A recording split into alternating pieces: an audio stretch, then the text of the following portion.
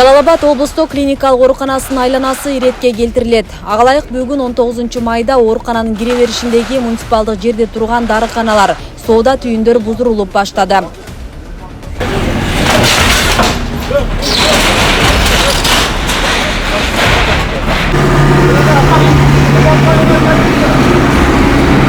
Ишкерлер менен келишимдер токтогон. Буга чейин мэрия тарабынан эскертүүлөр берилип, ондон ашуун курулушту ыктыярдуу түрдө буздуруу боюнча талабы коюлган. Ижарачылар берилген убакытта бузуу иштерин аткарбагандыктан тиешелүү кызмат атайын техника менен курулуштарын сүрдүрүүнү чечкен. Мамлекеттин жеринде мен аркада. Жок, кое турун. Мен мына нол жерден берагы биздики, забордун берагы. Туурабы? Жок. Забордун берагы биздики. Нар жагы менен ишибиз жок. Туурабы? Чылдыраман. Давайте, Мен техника салбай, кечке чейин убакыт сизге. Алып коюң, албасаңыз эртемен келтирип барып чыгып барабыз. Түшүндүкпү? Сүйлөштүкпү? Келиңиз мына. Мына аптекалардын бардыгында убактылуу бизден ижарага алып, ошол ижара менен иштетип келишкен. Ага андан кийин биздин жетекчилик тарабынан буздуруу боюнча тапшырма түшкөн.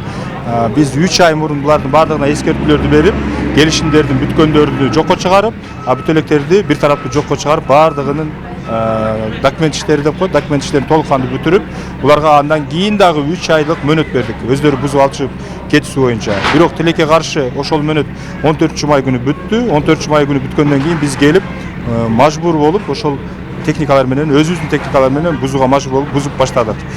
Дагы мына бир күн убакыт сурашты. Бүгүн биз түнү менен алып чыгып кетели, эртең менен кала турган болсо, анда бардыгын бузуп өзүңүздөр кете бериңиздер деп биз дагы бир күнгө макул болдук. Ага чейин мына биз бардык ошол крышаларын алып, бузуп, баштапкы бузууну баштап берип койдук. Эми алар бир күн сурап атышат.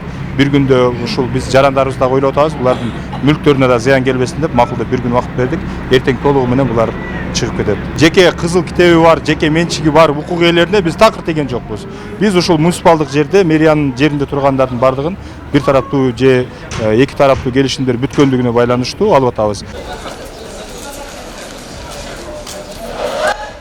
Мында 99-жылдан бери ижарада туруп ишкердик жүргүзүп келгендер бар. Алар үчүн бул көрүнүш күтүүсүз болду. Бузуу талабы буга чейин ооз эки эле айтылып, кагаз жүзүндө эч нерсе келбегенин белгилешти. Эми бир күн ичинде көчүп кетүү аракеттерин көрүшмөкчү.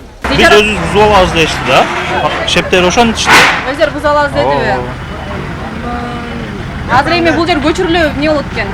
Көчүрүлбөйт экен да, место бербеди го. Башка жактан жер беребиз. Жок. Беребиз дешпеди. Мунчугушкан жок. Азыр эми бир күн ичинде бул жердин баары жыйнашыңыздар керек. Ооба. Бүгүн кечкече жыйнап тазалап койгула деди. Тазаласаңар эртең келип өзүбүз жыйнай бузабыз дешти. Сиз өзү кандай карайсыз ушуга негизи? Келишимдер токтогон экен, Бул эми приказы жок да буларда, кандайча приказы бар. Чечими бар буларда. Иш жак карабай атат деле да. Өзүбүз бузуп алабыз десе ham бузушуп атат го, иш жакка карабай. Сиздер эми бошоткула дедиби, эмне деп атышат? Эси деген бизге айтты эле, пока сот жүрүп атат. Сот жүрүп аткан кезде деген тийбеш керек деди, болбой эле келип сүрүп салды, эми кичине зыян келтирилди. Эми баш ийебиз да эле жок. Буга чейин эскертүү берилди беле негизи? Бир ай мурда берген, ээлерине. Ээлерине берген, ээлери болсо биз соттошуп атабыз. Пока тийбеш керек. Мэрия менен договорубуз бар болчу, ал договор мыйзамсыз бузулуп атат, бул деп айтты, билбейм алганын жок. Биз субарендатор болуп калдык. Сиздер ижарада турат болсоңуздар, канча убакыттан бери? Ой, 2 жыл болуп калды. Жылдан бери. Азыр эми кандай болот экен? Азыр ичкери киришкендер экен, толук алып салгыла деп атабыз. Бул жакта толук алат экен. Бул мэриянын жери экен. Мэриянын жери экен. Мэрия өзү берип туруп, азыр кайра өзү алып атканда ушуну. Эскертүү берилген. Мен муну бараттан ичине мен ушака жылгада муну жолду бошоткула, элдер аяк бияка өткөнгө машинага тоскоол болбосун деп негизи туура эле болуп атат. Эл үчүн эме кылып ушундай. Эми өзгөрүү болуп атат азыр. Эми кайка барасыздар? Кайка жыласыз?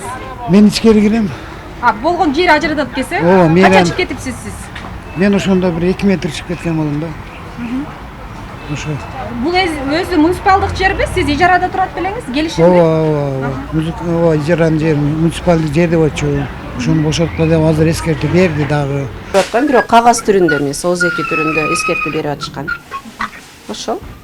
Азыр эми бул жер иштебейт, эми толук алып чыгып кетесиздер. Ооба, толук алып чыгып кетебиз, айла жок да. Анан үстү крышасын бузуп койгон болсо, түгүндө биз мынтип иштей албайбыз. 2-3 күндөн бери уже свет жок. Балким бүгүн уже сууну дагы өчүрсө, иштегенге вообще жараксыз болуп калат. Эми мынтип турганыбыз менен аптекага андай талапка жооп бербей калат да, үстүдөгү рекламаларын полный иштерди алып салса. Өзү мэриянын талабы кандай болду? Сиздер каяка көчөсүздөр? Мэриянын талабын бизге айткан жок. Каяка көчсөңөр ошол жака көчкүлө деди. Эми азыр ушунча товарыбыз менен каяка барабыз, башыбыз деле катып турат. Канча убакыттан бери иштейт болчуңуз? Биз бул жерге Кудай кааласа быйыл 3-жыл кетип өтөт. Эске салсак, буга чейин Министрлер кабинетинин төрагасынын орун басары, УКМК төрагасы Камчыбек Ташиев Жалал Абад облустук клиникалык ооруканасынын айланасын иретке келтирүү, эскилиги жеткен имараттарды буздуруу боюнча жергиликтүү бийликке оорукананын жетекчисине тапшырмаларды берген. Асел Сыдыкова, Замирбек Тойчубаев, Регион телеканалы.